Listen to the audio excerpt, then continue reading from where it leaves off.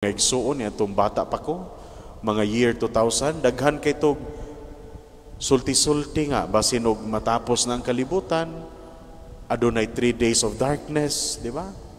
Nakainomdom mo ato nga ang makandila nga blisingan sa pare mo ray musiga, no? Dili lang katong 2000, nasa to'y niabot katong 2012, no? Nga mausag kunoy katapusan, Mayo 2012, no? Karon 2024 na lang, napa man ang kalibutan. So daghan kaayo mga igsuon og kasinatian, ha? Daghan natag mga nadungog nga mao ni pagkatapos, mao ning adlaw, mao ning pitsaha. Mao nga dili ta kamahay nga mahadlok ta. Pero atong timanan mga igsuon nga ang atong ebanghelyo karon, ang gitudlo ni Kristo, mao nga dili kita angay mahadlok sa katapusan sa kalibutan.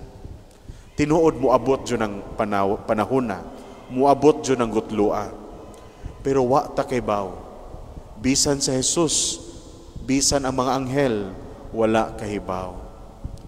Mao nga dili ta angay mahadlok. Kay nganuman mga igsuon, gidid-an ta nga mahadlok. Kay nganuman, kay gisugo man ta sa Ginoo nga musalig kaniya. Kay kaning espiritu sa kahadlok, dili ni iya sa Ginoo, no?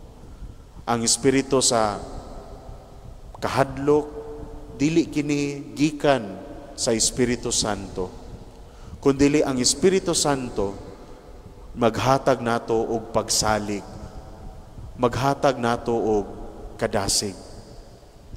Mao nga tinuod moabot na, pero dili na nato trabaho ang pagtag-an kanus ana. Ang ato lamang is mangandam kita. Ang atong trabaho dili ang pagtag-an kanusa, kundi ang pagpangandam matag adlaw sa atong kinabuhi.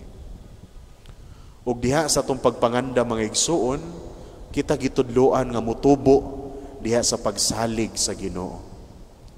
Kita gitudloan nga dili nga mahadlok, kundi mas mulawom pa ang atong paghigugma kaniya. Kay ang pagbalik sa Ginoo dili panahon sa pagsilot, no? Dili panahon sa pagguba sa iyang kinaiya o sa kinaiyahan, kundi ang pagbalik sa Ginoo is a time of salvation, no? Ang pagbalik sa Ginoo mao ang panahon sa pagluwas kanato. So dili day siya angay nga makahadlok mga igsuon. Kay ang pag-abot niya, ang pagbalik niya mao gayud ang pag-abot usab sa kaluwasan, sa tunhay nga kaluwasan, no? The fullness of redemption. Mao nga nining atong kinabuhing Kristohanon, importante kayo nga maminaw ra jud ta sa simbahan. Maminaw ta regarding aning mga pagtulunan bahin sa katapusan sa kalibutan. Kung nakabantay ta mga igsono, wa jud naghisgot ang simbahan kung kanus aman jud ni mahitabo. Pero kung naa na gani mga tao nga musulti nga mao ning pitsaha, mao ning panahona, mao ning tuiga, ayaw na jud, di na jud ta mutuon niana. Kay nagpasabot lamang na nga dili sila iya sa Ginoo. Mao nga maminaw lamang ta sa simbahan. Kung maminaw lamang ta, bahin kung gusto kitang makat-on, bahin ining katapusan. Pero atong timan-an gihapon mga igsuon, no? Balik ta sa ebanghelyo, wa gihapon ta.